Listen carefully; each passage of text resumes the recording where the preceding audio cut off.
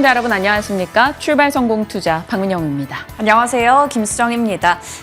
간밤 뉴욕 증시 흐름은 계속해서 이 미국의 부채 한도 협상의 결과를 기다리면서 아무래도 이어지고 있는 것 같습니다. 네. 일단은 간밤에 또 엔비디아가 5% 이상 강세를 나타냈기 때문에 빅테크 중심으로 상승 랠리가 펼쳐지면서 나스닥 지수가 강하게 올라갔습니다. AI와 반도체 쪽 어제 하루 쉬어가면서 또 많은 분들이 이거 팔아야 되나 고민하셨을 것 같은데 네. 하루 쉬었을 뿐 다시금 힘차게 올라가줬습니다. 어떤 전략을 취해야 되는 것인가 시장에 대해서도 같이 논해보도록 할게요. 어제 국내장 분위기가 어땠는지부터 같이 점검해 가도록 하겠습니다. 그 전날은 반도체 앉아 2차 전지 일어서였습니다. 그런데 어제는 반도체 앉아 바이오 일어서 이런 느낌이었죠. 시장 전반은 그 전날 미국장의 약세 영향과 무역 수지가 15개월째 적자를 기록한 점 등의 영향을 받아서 조금의 흔들림은 있었습니다. 대형주 중심으로요. 반도체 쪽 어제도 약했고요. 그 영향으로 코스피가 0.3% 떨어진 채 거래를 마쳤죠.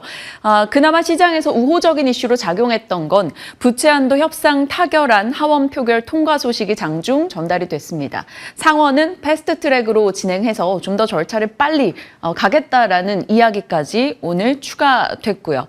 코스닥 중심의 상승폭 확대 움직임이 이어집니다. 2차 전지 그리고 바이오 쪽 어제 바이오가 강하게 올라줬죠. 바이오 쪽 같은 경우는 바이오 의약 국가전략기술 지정 소식과 또 일정이 있었기 때문에 시장에 관심이 쏠렸습니다. 그 덕분에 코스닥은 1% 가까이 올랐고요. 코스닥 중심으로 상승세가 이제 강해지다 보니까 상승 섹터도 조금 늘어났던 어제입니다. 미용 의료기기 산업의 성장 기대감과 그 전날 시간외에서 강했던 무선 충전 쪽의 강세도 돋보였고요.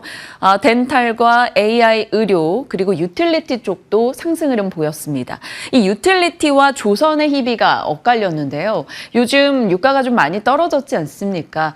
5월 달에만 11% 정도 하락하다 보니까 한국전력 쪽에서 상승 흐름이 나타났고요. 유가가 떨어지니까 또 조선 쪽에서는 하락세가 보이기도 했습니다. 자동차 쪽도 기아의 부분 파업 관련한 이슈로 인해서 어제 현대차, 기아 모두 1% 정도 하락하는 모습 나타나기도 했습니다. 시간 외에서는 크게 전체적인 sek터를 주도하는 내용은 없었습니다만 DB하이텍 주주 서한을 발송했다라는 KCGI 강성부 펀드 이슈가 전달이 되면서 DB 등의 종목들이 주가 강세를 시간 외에서 보였습니다. 자, AI 경계와 기대 그 사이에 있다라고 어제 전해드렸었죠. AI 열풍 지속성에 대해서 고민이 되는 시점이다라는 거였고요. 일단 키움에서는 지금 조정이 나올 경우 비중 확대의 기회로 활용하자라는 의견이 있었다라고 살폈던 바 있습니다. 어제장에서는 일단 뉴욕장에서 AI나 반도체 쪽이 다시 한번 회복하는 흐름이 나왔거든요. 그렇다면 오늘 국내장은 AI 반도체가 다시 한번 길을 펴며 우호적인 흐름을 보여줄 수 있을지 궁금해집니다. 때마침 오늘 새벽에 추가된 내용입니다. UBS 측에서 AI발 반도체 효과로 인해서 한국을 선호한다라는 코멘트까지 더해지기도 했습니다. 어찌됐건 AI, 반도체 이쪽에 대한 기대 요소들은 계속 등장을 하고 있는데 이 가운데서 상승과 어느 정도의 조정 그 사이 줄타기를 잘 해야 되는 몫을 우리는 안고 있습니다. 자, 뉴욕장은 불확실성 하나는 제거한 느낌이죠. 부채 한도 상향 법안 하원 통과 이 부분이 어찌됐건 안도감을 줬습니다. 3대 지수 모두 다 상승하는 흐름이 나타났어요. 나스닥과 S&P 500은 종가 기준으로 8월 이후 최고치까지 올라서기도 했습니다. 다만 지금부터 염두에 둬야 될 건 일전에 말씀드린 대로 유동성 위축 강도를 체크할 필요가 있겠습니다. 중기적 관점에서는 부채 한도 협상이 원만하게 잘 진행되고 난 이후에 어느 정도 이 시장의 긴축을 유발하는 흐름이 있었기 때문에 그 부분에 대한 경기의 영향 어떻게 받는지 파악이 필요하다라는 겁니다. 상원 패스트트랙 이야기가 나오는 만큼 오늘 내일 안에 빠르게 결정이 될 겁니다.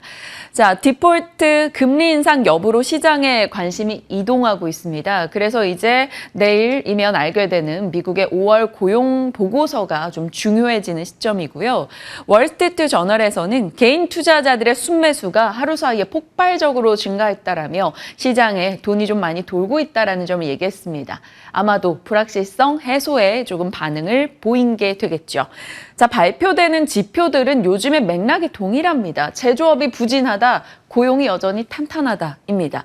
신규 실업수당 청구 예상을 하회하면서 고용이 강함을 보여줬고요. ADP 민간 고용도 예상을 상회했습니다. 여전히 고용이 강하다라는 거고요. 5월 ISM 제조업 PMI는 부진했는데 그 가운데에서 고용지수는 또 올랐습니다. 이 말은 제조업 경기 여전히 좋지 않은데 고용은 탄탄하다. 이 부분이 계속 반영이 되는 거죠. 그래서 고용이 이 정도로 좋은데 금리를 올려야 되지 않겠느냐라는 시각도 있지만 연준 인사들은 계속해서 스킵을 얘기해서 일단 6월은 조금 동결 쪽에 무게가 많이 실려 있는 상황입니다. 물론 그 다음 회의에선 또 어떤 의견들이 나올지 봐야겠죠. 특징적인 이슈로는 메타가 이 MR 헤드셋을 공개했습니다. 다음 주에 애플이 공개할 것을 미리 조금 견제하는 움직임이 나온 거죠. 그리고 시간 외에서는 브로드컴과 룰루레몬이 실적을 내놨는데요. 브로드컴은 장중에 2% 정도 하락했고 시간 외에서도 일단은 예상 상회 실적임에도 불구하고 약보합권 진행이 됐습니다. 반면에 룰루레몬 같은 경우는 예상 상회 실적 내놓고 시간 외에서 10% 이상 폭등하는 모습이 눈에 띄기도 했습니다. 뉴욕장 맵으로 한번 분위기 보실까요? 전반적으로 좀 좋았다라는 게 확 느껴지시죠? 일단 엔비디아가 다시 한번 5%의 상승을 보여주면서 반도체 AI를 조금 끌고 가는 모습이 나타났습니다. 어제 일단 가이던스 부진으로 시간을 폭락했었던 C3 AI 같은 경우는 오늘 장중에서도 하락하는 모습 나왔지만 전반에 반도체나 AI 쪽이 비교적 긍정적인 흐름이었고요. 미국 지출 삭감 대상의 친환경 보조금이 지금 미포함 상태다 보니까 지금 정부가 밀고 있는 IRA 이쪽 건드리지 않을 것인가 이 기대감 속에 친환경 쪽도 분위기 괜찮았습니다. 2차 전지 태양광 강세였고요. 테슬라가 계속된 상승을 이어가 주네요. 어제도 2%, 오늘 새벽 마감장에서도 2% 가까운 상승이었습니다. 유가가 정말 주구장창 떨어지다가 드디어 반등을 조금 보였습니다. 오펙 플러스 회의가 곧 있는데 거기서 감산 얘기가 나올 것이다 라는 이야기 등이 전해지고 있죠. 그러면서 또 부채 한도 협상이 잘 마무리가 돼간다면 그래도 경기 우려 덜 하지 않겠느냐라는 분위기였습니다. 유가가 올라가면 모처럼 에너지 쪽도 상승했고요. 굴이 강세 기록하며 프리포트 맥모란 등의 광산 쪽에서도 움직임 보였습니다. 자, 반면에 달러 제너럴, 달러트리 이런 쪽에서는 소비 위축에 대한 우려감이 등장하면서 실적이 부진했습니다. 그래서 주가가 빠지기도 했네요. 자, 시장의 여러 이슈들을 체크하고 있던 사이에 들여다보니 이런 얘기들이 들려옵니다. 항상 월말 혹은 월초가 지나는 이 시기에 수출 데이터 등이 나오죠. 5월 수출이 어땠다 이런 얘기들이요. 그래서 이 시기에는 그걸 꼭 같이 점검을 하는데요. 전력기기도 의미가 있습니다. 5월 22일과 23일 연달아 방송을 했던 내용인데요. 그때 당시에도 전력기기가 참 좋은 흐름을 보였다가 어느 정도 쉬고 있었다. 이것이 휴식일까 아니면 수면해버리는 걸까 고민이 되는 시점이다 였죠. 그때 당시에 말씀드렸던 내용은 변압기 가격은 제품 믹스 변화로 인해서 계속 올라가고 있다라는 겁니다. 그리고 미국 내에서도 변압기가 부족하다라는 목소리가 계속 들린다라고요. 변압기 가격은 올라가고 변압기를 받는데 리드 타임은 계속해서 늘어나고 있다라는 거였습니다. 각 기업들은 송배전망 문제에 대한 언급을 많이 하기 시작했고요. 결국 전력기기 쪽은 신재생 에너지로 가려면 송배전망 확보가 필요하고 전기차 충전 등을 하려면 이게 전압이 높은 상황이다 보니까 노후된 변압기로는 그게 안 된다라는 겁니다. 그래서 변압기 교체 사이클도 다가온 만큼 바라볼 수 있는 시장이다라는 거였죠. 그 맥락에 올랐다가 5월에는 조정을 좀 받았는데 수출 데이터가 나왔어요. 10년 만에 초호황이라는 소식이 들려왔습니다. 전부 다 정리할 수는 없어서 지난 10월부터 해서 이번 5월 잠정치까지 넣어봤는데요. 전년 동기 대비 수출 금액 상승률입니다. 초고용량 변압기, 그리고 소형 변압기, 초소형 변압기 모두 다 상승 퍼센테이지 보시면 깜짝 놀랍니다. 초소형 변압기 같은 경우는 수출 금액으로 봐도 얼마나 가파르게 증가했는지 보고 놀랐어요. 이 소형과 초소형 같은 경우는 재룡전기가 담당을 하고 있고요. 초고용량 변압기 같은 경우는 효성중공업, LS 일렉트릭 혹은 HD 현대일렉트릭 등이 체크를 하고 있죠. 지난 5월 22일경에 5월 20일까지 잠정 수출 데이터를 봤을 때 미국보다 베트남 쪽으로 수출이 굉장히 놀라웠다 이렇게 전해드렸었죠. 4월 17위에서 1위로 치고 나왔다라는 겁니다. 미국도 이미 변압기는 한 80% 정도를 수입에 의존하고 있어서 지금 미국 시장의 변화도 놀라운데 이런 베트남 쪽에서의 움직임도 눈에 띈다라는 겁니다. 베트남 지금 전력난이 굉장히 심각하다라고 하는데 이렇게 여러 시장에서 전력 모멘텀을 받는다면 이들에 대한 주가 움직임도 한번 타당한가 고민해 볼 필요가 있겠죠. 자, 계속해서 수출에 대한 얘기를 해나가 보겠습니다. 수출 데이터를 이렇게 보다 보니까 또 눈에 띄는 게 바로 음극재였습니다. 수출 금액으로 이제 정리를 해봤는데요. 4월 대비해서 5월 음극재 수출이 급증한 것을 우리가 확인할 수 있습니다. 그런데 시장 분위기 상으로 2차 전지가 조금 힘들었던 5월이었죠. 포스코 퓨처엔과 대주 전자레로 주가 보시면 이렇게 내려왔다가 최근에 조금 반등을 보여주고는 있습니다. 음극재 쪽의 수출 데이터를 보고 나니 이쪽도 관심을 가져야 되나 고민이 들더라고요. 사실 하이니켈 양극재에 대해서는 시장이 이미 충분히 인정을 한 상황이죠. 더 좋은 배터리를 만들어내기 위해서는 더 좋은 채용이 있어야 된다라는 거였는데 그 채용에는 하이니켈 양극재, 실리콘 음극재, CNT 도전재 등이 들어갈 겁니다. 그동안은 하이니켈 양극재 시장에 엄청나게 집중을 해 있었죠. 그리고 흑연 음극재도 마찬가지입니다. 그랬는데 시장에서는 이제 이들로 인해서 배터리 성능을 올리는 데는 밀도의 한계가 조금 다가온다. 그래서 공간 확보를 위해서라도 이쪽으로 집중을 해야 된다라는 얘기가 나오고 있습니다. 그래서 실리콘 음극재 종목들이 한동안 핫했던 거고요. 실리콘 음극재 시장은 빠르게 성장할 것이다라는 기대감이 높았죠. 에너지 밀도나 충전 속도가 올라가는 선택지이기 때문입니다. 실리콘 음극재 관련주는 이 정도 있습니다. 정리해 보시고요. 실리콘 음극재 첨가량이 같이 증가하는데 그 안에 또 CNT 도전재 수요가 늘어납니다. 그래서 제이오, 나노신 소재, 동진 세미캠 등이 되겠죠. 오늘 하나증권에서도 음극재 관련해서 증권사 보고서가 또 나왔습니다. 탑픽으로 대주전자 재료와 나노신 소재, 제이오를 얘기하고 있으니까요. 한번 체크해 보시길 바랍니다. 자, 그리고 자동차 쪽이요. 어제 자동차에 대해서 섣부르게 피크아웃을 논하지 말라 이런 증권사 보고서 SK 거 같이 전해드렸는데 일단 기아의 파업 관련한 이슈 영향으로 현대차 기아가 어제 1%대 하락을 기록했습니다. 어제 진만쌤이 완성차보다는 부품 쪽에 조금 주목해보자라고 의견을 주셨어요. 서현, 이화 등의 종목들 어제 화신과 함께 괜찮은 흐름이 나왔고요. 밤사이 이 자동차 쪽의 뉴스는 계속 더해집니다. 현대차 기아 5월 미국 판매가 두 자릿수 증가를 기록했다. 유럽에서 또 전기차 승승장구하고 있다. 이런 내용입니다. 그렇다면 자동차 쪽 계속해서 이제 부품에 초점을 맞춰 관심을 가져야 될지 궁금해집니다. 앞으로도 흐름 놓고 체크하시죠. 산업 뉴스입니다. 이건 계속해서 좀 나오고 있죠. 요 인이 왜 들어갔을지 모르겠습니다. 미국과 대만 무역협정을 어제 체결을 했습니다. 그러면서 중국에서는 하나의 중국을 위반한 것이다 라고 또 강경한 코멘트를 내놨는데 계속 있던 이야기라서 주목받는다면 히토류인 거고 그렇지 않다면 그냥 패스해도 될 것 같습니다.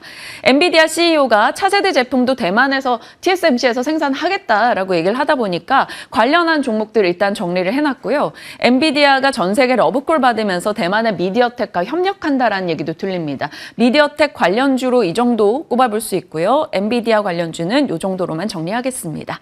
자, 이렇게 산업 뉴스 들여다봤고요. 어제 가장 핫했던 섹터 바이오 쪽으로 한번 가보겠습니다. 계속 일정이 있다 보니까 관심이 집중되는 것 같아요. 네, 이제 아스코가 코앞입니다. 현지 시간으로 6월 2일부터 예정이 되어 있기 때문에 아무래도 이를 기점으로 투심이 개선될 거다라는 이야기도 나오고 있는데요. 마침 어제 또 이 제약 바이오 관련주들이 일제히 시세가 나왔습니다. 정말 오랜만에 제약 바이오주가 좀 움직이면서 그래도 코스닥 지수를 견인하는 그러한 힘을 보여줬는데요. 지금부터 시세 먼저 보고 내용들 찬찬히 보겠습니다. 어제는 제약 바이오의 힘이었다라고 좀 표현을 해봤는데요. 여러 종목들이 올랐겠지만 이 대표적인 지수에 구성되어 있는 종목들 위주로 좀 뽑아봤습니다. 루닉 같은 경우 계속해서 이 신고가를 올려가는 그런 종목 중에 하나가 될 텐데 어제장에서 10% 가까이 올라갔고요. 한올 바이오파마, 유바이오로직스, 제넥신 등등의 종목들 그리고 셀트리온 헬스케어, 셀트리온 그룹주들도 올라갔고요. 유한 양행이나 삼성 바이오로직스 등등 굵직한 종목들도 상승불을 켜는 하루였습니다. 제약 바이오주에게 여러 가지 모멘텀이 있는데 하나씩 좀 정리를 해보도록 하겠습니다. 먼저 NH투자증권에서 산업분석 보고서를 냈는데요. 상위 5개 그룹, 제약 바이오 안에 있는 5개 그룹들의 실적 성장이 시작이 된다 이러한 내용이었습니다. 이 코스피 대형 헬스케어 5개 그룹들의 5년간의 실적 전망을 봤을 때 2024년 바로 내년부터 크게 성장할 것이다라는 이야기가 있었는데요. 그 5개 종목이라고 하면 이렇게 나열할 수 있겠는데 하나씩 이슈라고 하면 바로 이게 되겠습니다. 삼성 바이오로직스의 4공장 그리고 셀트리온 같은 경우 이제 선진국에서 직판을 처음으로 시작하게 되는 거죠. 거기서의 성과가 좀 기대되는 상황이고 SK 바이오팜은 엑스코프리의 확대, 유한 양행 같은 경우 레이저 티립의 출시, 마지막으로 한미약품도 실적과 신사업에 대한 기대감까지 모멘텀으로 작용할 것으로 보입니다. 이 5개 그룹의 합산 매출과 영업이익 마진율을 봤을 때요. 2022년 바로 작년에는 10조 정도, 1조 정도 25%였는데 2024년에는 매출이 13조가량 그리고 영업이익은 2조 정도 각각 늘어날 것으로 보입니다. 마진율 역시나 크게 늘어날 것으로 보이죠. 2028년 같은 경우에도 전년 동기 대비해서 매출이 10%가량 늘어날 것으로 기대가 되고 있고 영업이익도 7조 이상으로 늘어날 것으로 보입니다. 이렇게 매출 같은 경우에는 계속해서 두 자릿수를 유지할 것으로 기대가 되는 상황에서 마진율도 크게 늘어날 것이다라는 게 전망이었습니다. 그래서 NH투자증권에서는 코스피 업종 안에서는 탑픽으로 SK 바이오팜과 유한 양행을 꼽았고요. 유망 종목으로는 셀트리온과 한미약품을 제시했습니다. 이 바이오텍 내에서도 이런 종목들을 유망 종목으로 꼽았습니다.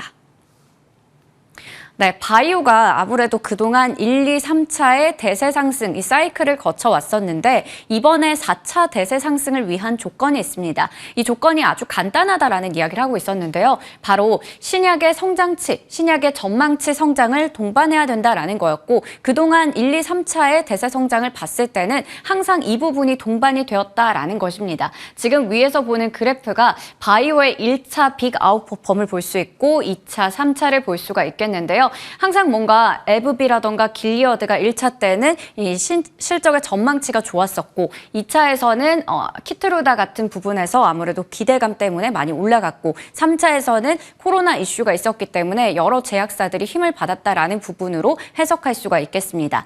이 4차에서는 그렇다면 기대할 부분이 뭐가 되느냐 이렇게 3가지 정도 정리할 수 있을 텐데요. ADC의 비소세포 폐암을 포함해서 다양한 고형암으로의 저극증 확대를 기대할 수 있겠고 또 알츠하이머 시장에서 공보험 적용 이슈까지 기대해 볼 수 있겠습니다. 마지막으로 이렇게 기성품으로의 출시 등등의 여러 가지 이슈들을 좀 기대하면서 이 부분들이 성과가 잘 난다면 4차 대세 상승도 나올 수 있다라는 게 NH투자증권의 리포트 내용이었습니다. 네, 이렇게 바이오 쪽에서 어떤 모멘텀이 더 필요한지 산업분석 리포트 좀 체크를 해봤고요. 그리고 어제 바이오 관련주들이 올랐던 하나의 모멘텀은 또 정책 관련된 이슈가 될 텐데 우호적인 내용이 나왔습니다. 윤석열 대통령이 미국처럼 우리도 글로벌 바이오 클러스터를 만들 것이다라는 이야기를 했고요. 바이오가 제2의 반도체가 될 수 있게 지원을 하겠다라는 이야기를 밝혔습니다.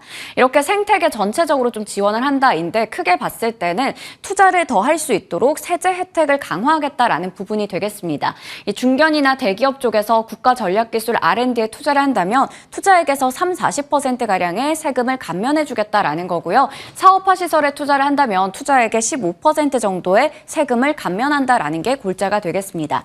다음으로 디지털 바이오 인프라를 좀 조성을 하겠다라는 건데 의사, 과학자 같은 핵심 인력들을 양성할 수 있게 도와주겠다라는 거고요.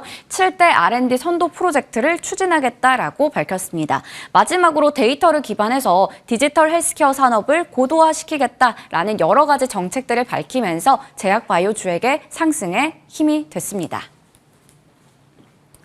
네, 그리고 앞서 얘기 드렸던 이슈입니다. 5월 24일 브리핑 통해서도 전해드렸던 부분인데요. 오늘부터 아스코 2023이 이제 현지 시간으로 개최가 될 예정인데 미국의 임상 종양학회로 이 세계 3대 암학회로 꼽힌다라는 부분을 볼 수가 있겠습니다.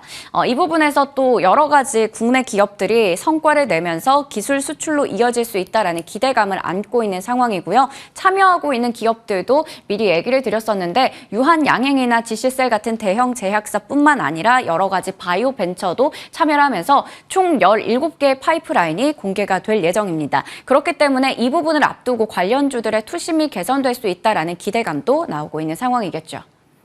네, 6월은 말 그대로 바이오의 모멘텀이 정말 많다라는 이야기도 앞서 전해드렸었는데요. 여기 적혀있는 것뿐만 아니라 사실 개별적으로 기업별로 기대할 만한 요소들이 하나씩 있는 것 같습니다. 이 아스코나 바이오 USA 등등 6월부터 글로벌 행사들이 정말 많이 나오는 상황이고요. 앞으로 하반기까지 기대할 모멘텀들이 가득하기 때문에 이 부분도 체크해 보도록 하겠습니다. 이렇게 모멘텀이 계속해서 쏟아지고 있고 여러 이벤트가 대기하고 있는 제약 바이오주들 대응 전략 어떻게 세워볼지 토픽 종목까지 여쭤보겠습니다. 제약, 바이오, 그리고 이어서 어제 뭐 의료기기 쪽이라던가 덴탈 이런 쪽도 흐름이 같이 좋았거든요. 그 부분 점검하도록 하겠습니다. 어제 신한 쪽에서의 인터뷰가 조금 이슈가 된 것 같아요. 들어가 보죠. 이쪽이 구조적 성장기에 진입했다라는 얘기입니다. 신한에서 국내 헬스케어는 가격은 싸고 품질이 좋다. 한국이 다 그런 것 같아요. 국방 쪽도 그렇죠. 항상 가성비 좋다라는 얘기. 우리가 그런 상황이라는 겁니다. 가격은 싼데 품질이 좋다라는 것으로 인정받고 있는 분야가 늘어나네요. 이 부분에서 비급여 시장 중심으로 빠지는 해외 시장 침투가 확인이 되고 있다라는 인터뷰가 있었고요. 피부 미용, 의료기기, 임플란트, 의료 AI 쪽에서 수익성 개선이 도드라지고 있다라는 코멘트가 따라왔습니다. 그 덕분에 덴탈, 미용 의료기기, 의료 AI 강세였는데 사실 의료 AI나 덴탈 같은 경우는 정말 쉬지 않고 올해 계속된 상승 순환매에 들어가 있었던 선택지입니다. 오덴 업 왕, 뭐 이 얘기 있지 않았나요? 오스템 임플란트가 없으면 덴티움이 왕이다. 이런 얘기. 덴티움 정말 그 흐름 그대로 따라갔고요. 어제장에서도 9% 상승 나타냈습니다. 미용 의료기기도 계속된 해외 시장 수출과 소모품에 대한 매출 증가 기대감이 반영이 됐고요. 의료 AI는 정말 멈추지 않네요. 루닛이 어제 10% 정도 상승, 딥노이드, 뷰노, JLK도 강세였는데 잠시 후에 좀 더 이야기 이어가겠습니다. 자, 그러면 이들 모두 다 매월마다 수출 데이터들이 나오는 쪽이죠. 그래서 한번 정리를 해보면 5월 의료기기 수출 데이터 등을 봤습니다. 미국, 중국, 홍콩, 브라질 등으로 어떻게 톡신이 수출되는가, 그쪽에서 지금 대웅제약과 휴젤 등이 잡혔다, 뭐 이런 내용들이었는데 눈에 띄는 건 결국 4월 20일부터 중국에서 VBP가 시행이 되면서 중국으로의 임플란트 수출이 깜짝 놀랄 만큼 증가하고 있다는 겁니다. 그렇다면 지금으로서는 덴티움 당연히 매력적일 수밖에 없고요. 주가도 그걸 반영하고 있습니다. 미용 의료기기 쪽에서는 눈에 띄는 건 또 브라질의 수출 증가입니다. 해외 오리지널 장비들이 이제 특허가 만료되는 시기다 보니까 한국의 카피 제품들이 판매가 되고 그것들이 국내에서 많이 판매가 되면서 업그레이드가 됐습니다. 그러자 해외에서 좀 더 좋은 평을 받게 되고 해외 진출 속도가 빨라지고 있는 상황인 거죠. 그런데 구매력이 낮은 신흥국 입장에서는 원래 오리지널 제품들은 더 비싸니까 상대적으로 선택지에서 미뤄질 수 있다는 겁니다. 그래서 브라질 등의 신흥국에서는 한국 제품에 대한 수입이 더 많아진다라는 포인트인 거죠. 그리고 K-팝이 워낙 또 인기를 끌고 있다 보니까 한국 제품에 대한 신뢰도가 같이 올라가고 있다고 하네요. 그래서 브라질 쪽에서는 눈에 띄는 것은 클래시스와 또 원텍 등의 종목이 되겠습니다. 이렇게 증권사 곳곳에서 수출 데이터를 파악하면서 조금 긍정적으로 잡히는 종목들을 내놓고 있어요. 필러 쪽에서는 태국에서 모멘텀 받고 있는 파마리서치, 이 부분은 진만센과 이야기 나눴던 바도 있습니다. 자, 의료 AI, 하도 의료 AI 얘기를 많이 해가지고 상승률이 높다라는 건 알았지만 이렇게 계산하고 나니까 놀랍네요. JLK 288%, 올해 상승률입니다. 루닛 208%, 뷰노 222%, 딥노이드도 못 올랐어요. 그래도 80% 정도 상승입니다. 루닛은 시총 1조 원을 돌파했습니다. AI 기반한 암 진단 기술 업체이고요. 관심을 받았던 것은 미국에서 캔서 문샷 이야기가 나오면서부터 좀 더 가파르게 상승세를 보여줬습니다. 거기다 엔비디아발 AI 모멘텀이 강해지자 추가 탄력을 기록한 거죠. 사실 1분기 초반경에 진만쌤이 이미 의료 AI에 대해서 긍정적인 얘기를 줬었습니다. 그래서 오늘 다시 한번 그 진단을 하면서 AI에 나가도록 하겠고요. 이 시장이 연평균 50%씩 성장할 것이다라는 기대감이 계속 나오고 일단 AI에 대한 관심이 올라가다 보니까 자연히 관심을 받고 있어요. 그런데 사실 신규 진입자 입장에서 이 수치 보고 살 수 있는 사람이 몇이나 될까요? 그래서 그래도 정말 괜찮다면 어떻게 매매 대응을 해야 될지 이야기 풀어보고자 합니다. 지금부터 함께 하시죠.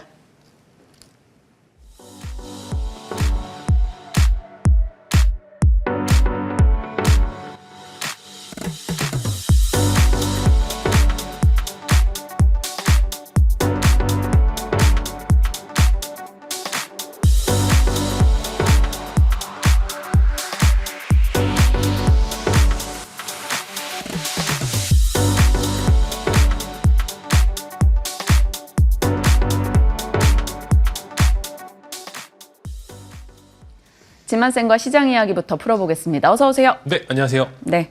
어제 쫄지 말자 이런 얘기 하셨어요. 그래서 2차 전지 반도체 쪽도 여전히 조정이 나온다면 관심을 더 가져보자라는 의견이었는데 밤사이 뉴욕장의 흐름 그대로 좀 좋았네요. 네, 사실 어제 반도체가 밀리고 2차 전지가 좀 오를 줄 알았는데 반대였습니다. 이제 어제도 반도체가 의외로 장 막판 쪽에 들어온 수급 덕분에 좀 상승 마감을 좀 했고요.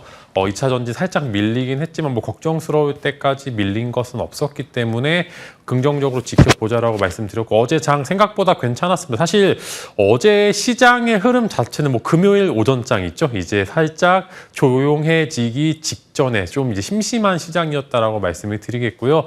주도주가 딱히 없었지만 그럼에도 전반적으로 종목들이 괜찮은 종목이다라는 종목이면은 좀 올라가는 모습을 보여주었습니다. 그래서 오늘 이어서 흐름을 좀 이어갈 것으로 전망이 되는데 일단은 긍정적인 포인트로는 아무래도 조금 이제 추가적인 금리 인상을 하게 되면 아무래도 한국 입장에서는 좀 부담이 가는 부분이 좀 있는데 그런 부분들이 살짝 완화가 되는 느낌도 있습니다. 그래서 적어도 다음 주 월요일 시장, 즉 이제 오늘 미국장 이전까지는 괜찮은 흐름을 보여줄 것으로 전망이 되는데 금요일 오후가 가진 특성상 오전에 외국인들의 수급이 얼마만큼 나타나는지 여부 따라서 오후 시장도 굳건하다라고 말씀을 드리겠고 오늘도 사실 그렇게 크게 재미는 없을 것으로 전망이 됩니다. 즉 주도하는 이제 반도체나 뭐 2차 전지 등 이제 딱 한 특정한 섹터가 강한 모습을 보이기보다는 전반적으로 수급 자체를 고루고루 받게 되면서 아무래도 조금 이제 심심하지만 그럼에도 나쁘지 않네라는 시장이 이어질 것으로 전망이 되기 때문에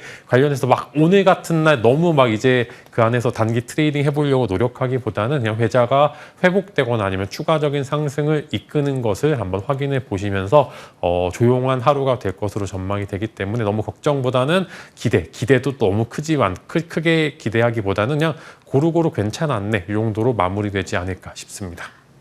변압기와 음극재 수출이 껑충 뛰었습니다. 그쪽에서 눈여겨볼 종목이 있으세요? 아까 이제 한솔케미칼 이제 나왔던 것 같았었는데 사실 한솔케미칼도 꽤나 좋은 기업임에도 불구하고 막 이제 주변에서 막 굉장히 이제 핫한 종목이다라고 이야기하진 못했던 것 같은데 이전에도 한번 한솔케미칼 코멘트 드린 적이 있었던 것 같았는데 한솔케미칼이 응급제 관련 시장에서 계속적으로 좀 진입을 하고 있기 때문에 한번 관련해서 한번 관심 가져보시면 좋을 것 같고요. 이제 마찬가지로 이녹스 그룹주들 있죠. 뭐 이녹스 첨단 소재 요 라인에 있는 기업들도 좋은 밸류 체인에 비해서 그래도 이제 고가 형성에서 한 번 정도 추가적인 돌파가 있을 것으로 예상이 되기 때문에 한 번 정도 주목을 해 보시면 좋을 것 같습니다. 네, 알겠습니다. 눈여겨볼 포인트들 수출 데이터 통해서 오늘은 좀 많이 잡아봤습니다. 그리고 제약 바이오 쪽으로 건너갈게요.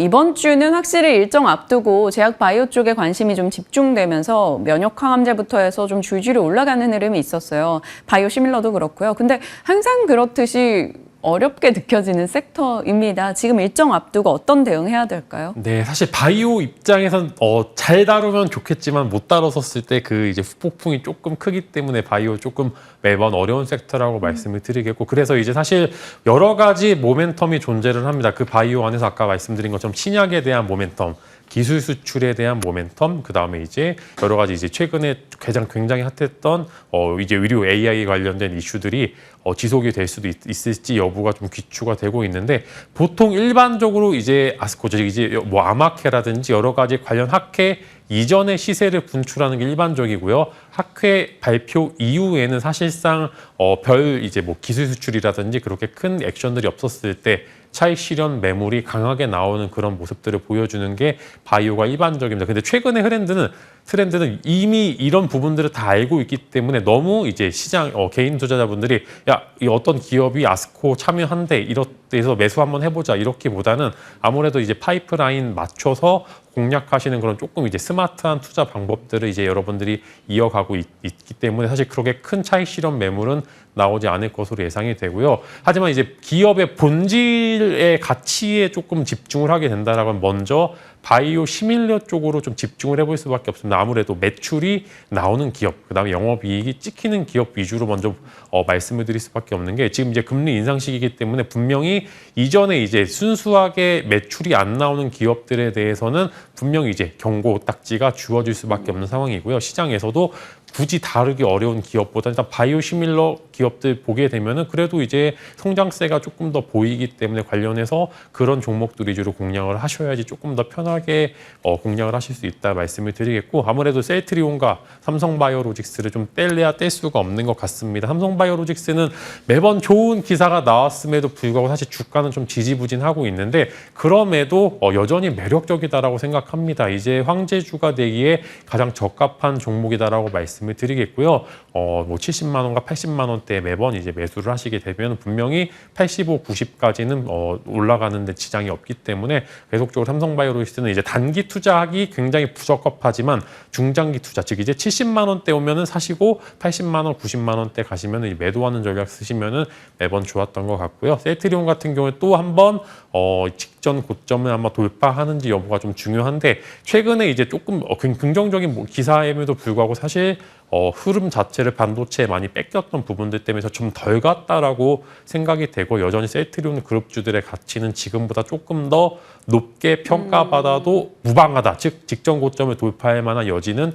충분히 있다라는 그런 이야기와 함께 셀트리온 그룹주 한번 돌파 여부를 좀 관심 가져보시면 좋을 것 같다라는 이야기로 일단 바이오 시밀러 두 종목 말씀을 드리겠고요. 네, 의료 AI도 해주세요. 진만쌤이 1분기 연초에 얘기해줬어요. 좀 남들보다 빨랐단 말이죠. 그리고 저희 다냐쌤도 루닛으로 또 좋은 수익 내시기도 하고 있는데, 이런 의료 AI 쪽 관심 가요. 그리고 많은 분들이 저희 채팅창에도 이미 트레이딩을 하셨고 보유 중이신 분도 있대요.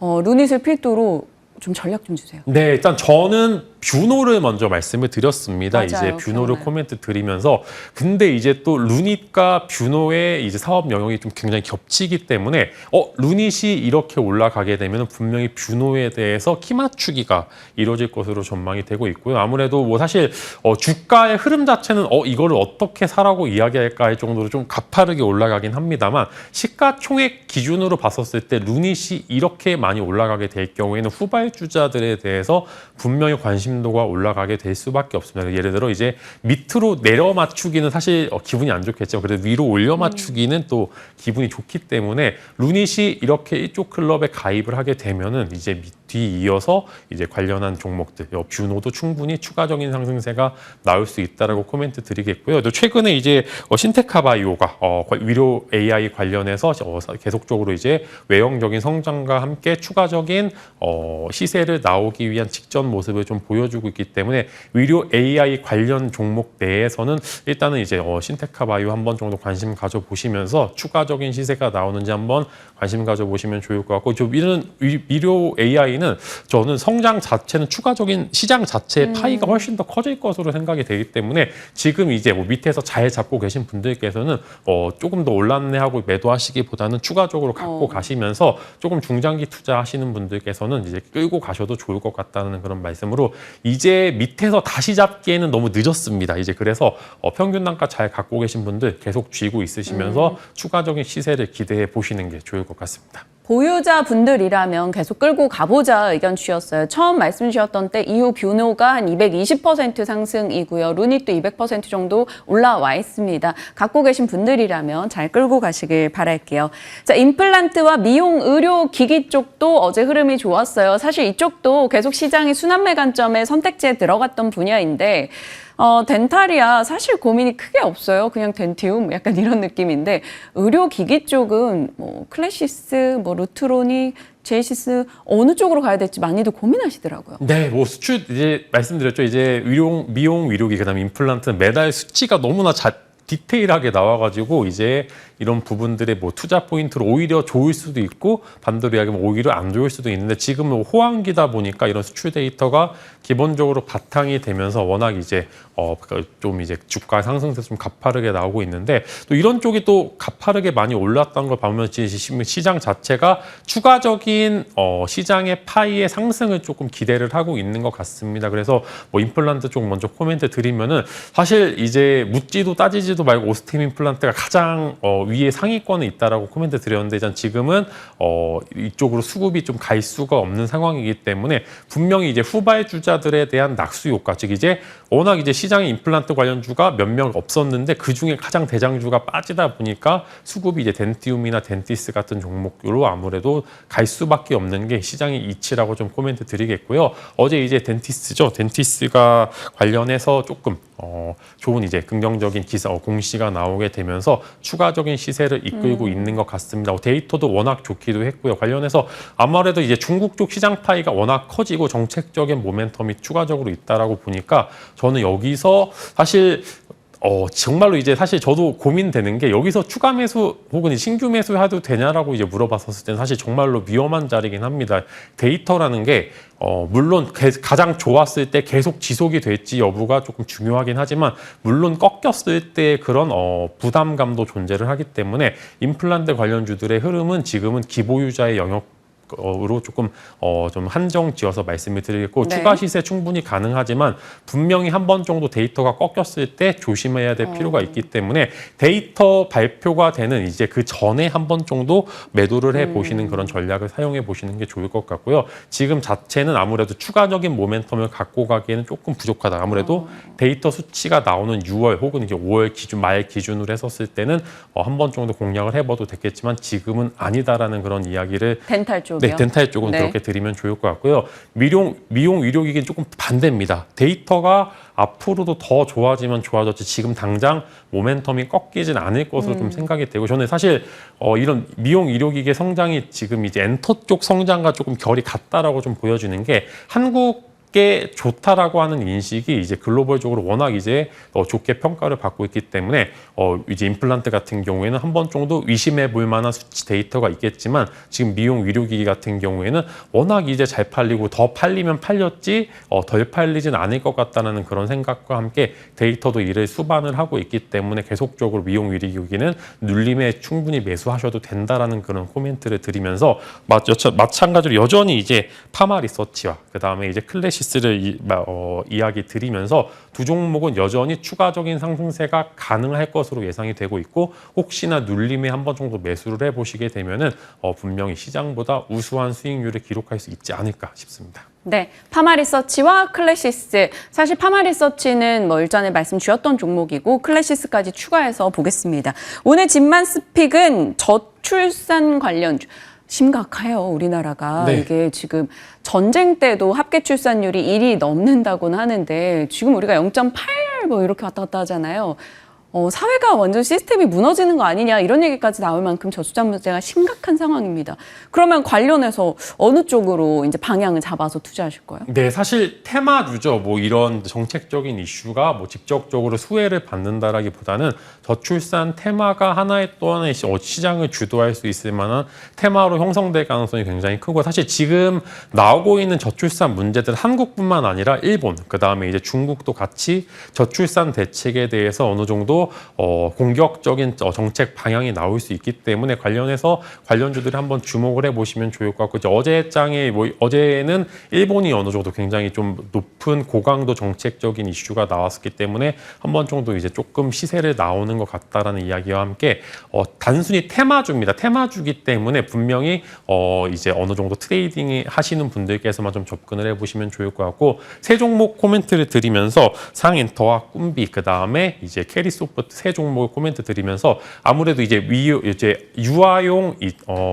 컨텐츠 제작사인 이제 상인터와 그 다음에 이제 캐리소프트 두 종목이고요. 그다음에 꿈비 같은 경우에는 관련해서 조금 이제 생산을 하는 이제 그런 기업이기 때문에 한 번 정도 저출산 관련 데이터가 혹은 정책적인 이슈가 나왔을 때 시세를 내는 움직임을 보여주니까 한번 관심 가져보시면 좋을 것 같고, 조금 이제 트레이딩 혹시 관련주를 매수를 하고 싶은데 조금 이제 가벼운 종목은 좀 피하고 싶다라고 하시는 분들께서는 사멘터 같은 경우에는 그래도 외형적으로 최근에 흑자 전환까지 했고, 그다음에 아무래도 제 주변에 조카들도 그렇고 꽤나 이제 티니핑이 인기가 많기 때문에 외형적인 성장까지 같이 이룰 수도 있기 때문에 트레이딩 아니고 내가 조금 손이 느리지만 관련주를 사고 매수하고 싶으신 분들께서는 쌍엔터를 한번 관심 가져보시면 좋을 것 같습니다. SAMG 엔터. 좀 관심을 가져보자 얘기 주셨어요. 저희 집에도 이 티니핑 인형이 몇 개 굴러다니고 있는데 어찌됐건 계속해서 저출산 종목으로 많이 언급이 되니까 체크해 보시죠. AS 하나만 가겠습니다. 뭐 종목들이 꽤 많은데 HPSP 한번 체크하죠. 고압수소 어닐링 종목입니다. 이 종목이 25% 상승률 5월 4일에 말씀 주셨어요. 이 종목 보유자분들 어떻게 해요? 더 끌고 갈까요? 네, 일단 고점 돌파가 나왔습니다. 관련해서 이제 조금 긍정적인 모멘텀이 계속 나오고 있고, 저는 고점 돌파가 나왔을 때는 이제 사실 분할 매도를 시작하게 될 좋은 찬스라고 말씀을 드리겠는데, 이 종목 같은 경우에 조금 더 끌고 가셔도 될 것 같은 게 뭐 아무래도 이제 또 지위 자체 이제 반도체 시장 내에서 조금 더 독점적인 지위가 있기 때문에 이미 돌파가 나온 구간에서 추가적인 시세를 충분히 가져봐도 될 것 같다는 이야기, 제가 코멘트 드렸던 그 자리에서 매수하셨던 분들께서는 10에서 15% 이상의 추가적인 수익률까지 한번 기대해 보셔도 좋을 것 같다라고 말씀드리도록 하겠습니다. 네, 알겠습니다. 시장의 분위기 그리고 눈여겨볼 섹터 종목들 이야기까지 자세히 풀어봤습니다. 진만쌤 여기서 보내드릴게요. 오늘도 고맙습니다.